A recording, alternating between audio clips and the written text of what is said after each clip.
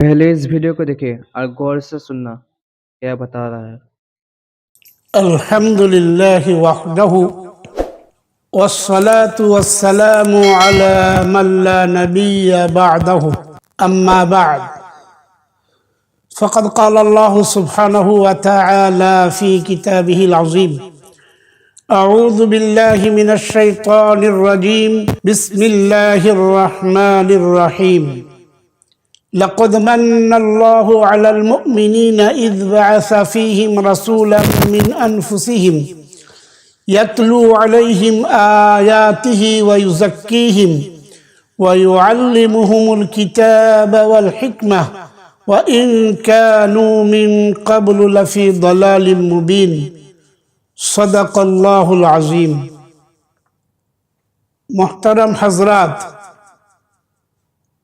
یہ ماہ مبارک ربیع الاول کا مہینہ ہے، جس مبارک مہینے میں سارے نبیوں کے سردار اور سرتاج سید المرسلین، سید الکونین، خاتم النبیین، شفیع المذنبین، رحمت للعالمین، امام الانبیاء، امام الاتقیاء، محبوب کبریا جناب محمد الرسول اللہ صلی اللہ علیہ وسلم کی مبارک تشریف آوری کا یہ مہینہ ہے۔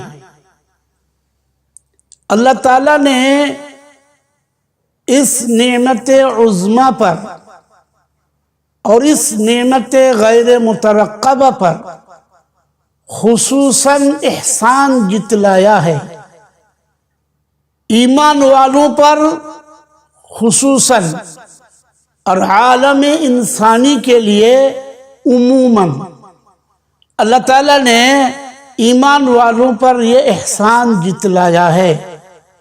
پارہ نمبر 4 سورہ آل عمران آیت نمبر 164، اور اللہ تعالیٰ نے صاف و شفاف الفاظ میں ارشاد فرمایا، لقد من اللہ علی المؤمنین اذ بعث فیہم رسولا من انفسہم یتلو علیہم آیاتہ ویزکیہم ویعلمہم الکتاب والحکمہ وَإِن كَانُوا مِن قَبْلُ لَفِي ضَلَالٍ مُبِينٍ۔ بے شک ہم نے ایمان والوں پر سب سے بڑا احسان یہ کیا کہ سب سے بڑے رسول، سارے نبیوں کے سردار اور سرتاج کو ان کے بیچ میں مبعوث فرمایا۔ آپ صلی اللہ علیہ وسلم تشریف لائے اور آپ صلی اللہ علیہ وسلم نے دنیا کے تمام انسانوں کو، خصوصاً ایمان والوں کو، آیات قرآنیہ کے ذریعے سے پیغام الہیہ کو پہنچایا، اور انہوں نے تمام گندی زندگیوں کو، ناپاک زندگیوں کو پاک فرمایا، اور کتاب اور سنت کی انہوں نے بہترین تعلیم عطا فرمائی۔ لیکن اللہ تعالیٰ نے عمومی طور پر تمام عالم انسانی کے لیے بھی فرمایا ہے کہ حضور پاک صلی اللہ علیہ وسلم صرف مسلمانوں کے نبی نہیں ہیں، بلکہ کل کائنات کے رسول ہیں، تمام مخلوقات کے رسول ہیں۔ اس لیے اللہ تعالیٰ نے ارشاد فرمایا، پارہ نمبر 28 سورہ الجمعہ آیت نمبر 2، اس کے اندر اللہ نے فرمایا، هو الذی بعث فی الأمین رسولا منہم یتلو علیہم آیاتہ ویزکیہم ویعلمہم الکتاب والحکمہ وإن كانوا من قبل لفی ضلال مبین۔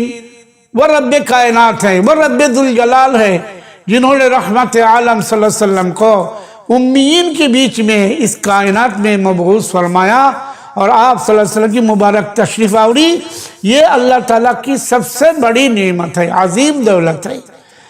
اور اللہ تعالیٰ نے اس کا تذکرہ فرمایا کہ حضرت ابراہیم علیہ السلام نے تعمیر بیت اللہ کے بعد ہی انہوں نے اللہ تعالیٰ کے بارگاہ یزدی میں دعا مانگی تھی. انہوں نے ارشاد فرمایا تھا مجھے اور میری اس اولاد کو قبول فرما لیجئے اور اس اولاد کے اندر سے ایک امت بنائیے، وہ امت مسلمہ ہو. پارہ نمبر 1 سورہ البقرہ 128 نمبر آیت، اس میں انہوں نے دعا کی تھی ربنا وجعلنا مسلمین لک ومن ذریتنا امتا مسلمتا لک وارنا مناسکنا وتب علینا انک انت التواب الرحیم. اور اس کے بعد انہوں نے اس خیر امت، بہترین امت کے لیے اعلیٰ ترین، افضل ترین، بلکہ محبوب ترین نبی کے لیے انہوں نے دعا مانگی. سورہ بقرہ کے اندر 129 نمبر آئے اور انہوں نے صاف دعا مانگی ربنا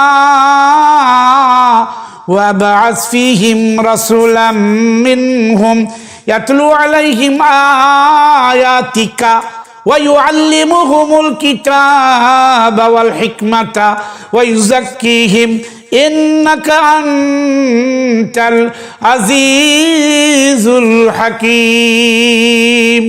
میرے محترم، اللہ تعالیٰ نے اس دعا کو قبول کیا اور اس کے بعد اللہ تعالیٰ نے اجابتاً تمام کائنات کے لیے فرمایا. یہ ربیع الاول کا مہینہ ہے، جس مبارک مہینے میں آپ صلی اللہ علیہ وسلم کی مبارک تشریف آوری ہے، تو اللہ تعالیٰ نے اس کے لیے ذکر کیا دوسرے پارے میں، دوسری صفحہ میں، سورہ البقرہ 151 نمبر آیت ہے، اور فرمایا کما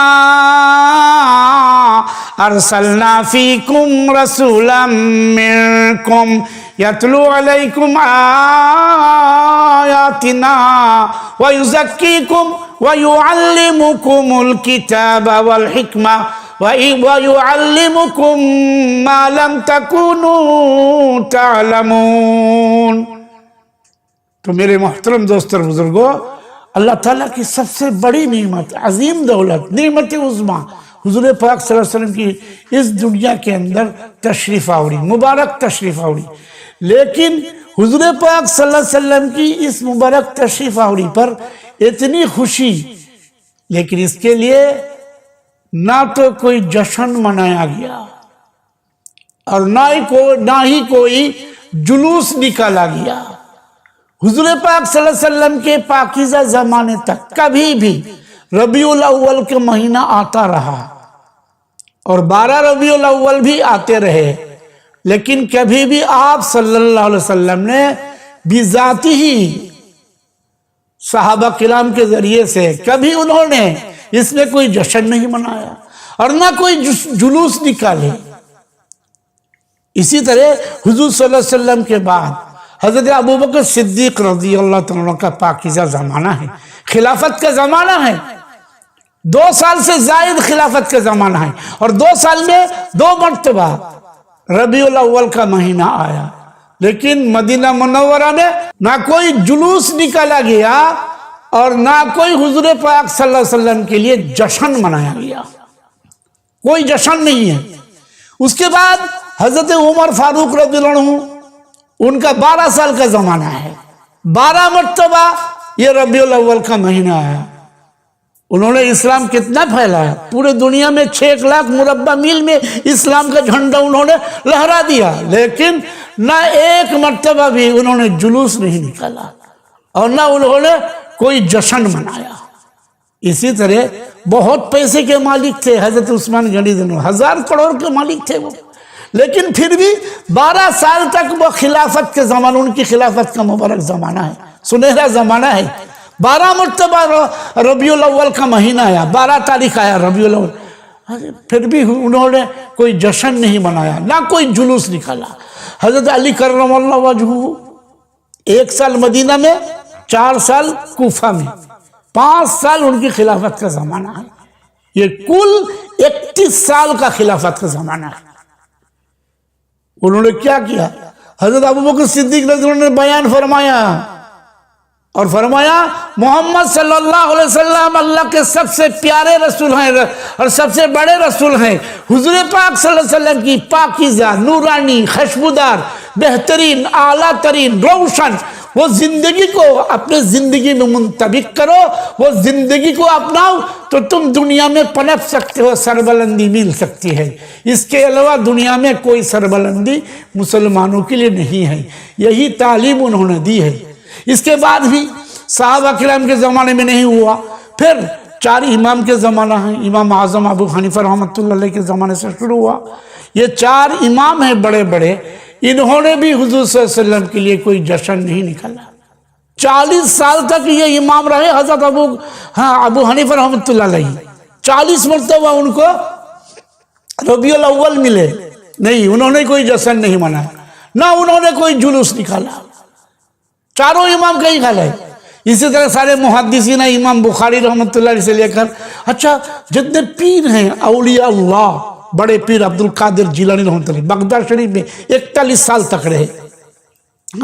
اور اس کے بعد حضرت خواجہ معین الدین چشتی رحمۃ اللہ علیہ، انہوں نے لاکھوں لوگوں کو اسلام میں داخل کیا. لیکن حضور صلی اللہ علیہ وسلم کے لیے 12 ربیع الاول میں کوئی جلوس نہیں نکالے، نہ کوئی جشن منایا. خواجہ بہاؤالدین نقشبندی رحمۃ اللہ علیہ، نقشبندی سلسلے کے خواجہ سید احمد سرہندی سہروردی مجدد الفسانی رحمۃ اللہ علیہ، نہیں، انہوں نے کچھ نہیں منایا. بس ہمیں ایک تعلیم سارے بزرگوں نے دیا ہے کہ حضور پاک صلی اللہ علیہ وسلم کی پاکیزہ اور نورانی اور خوشبودار، بہترین، اعلیٰ ترین وہ مبارک زندگی کو اپنے زندگی میں منطبق کرو. اور ہماری زندگی حضور پاک صلی اللہ علیہ وسلم کی پاکیزہ زندگی سے میل کھانی چاہیے. یہی مسلمانوں کے لیے اصل ذمہ داری ہے. اللہ تعالی ہم سب کو عمل کی توفیق عطا فرمائے. وآخر دعوانا ان الحمد للہ رب العالمین.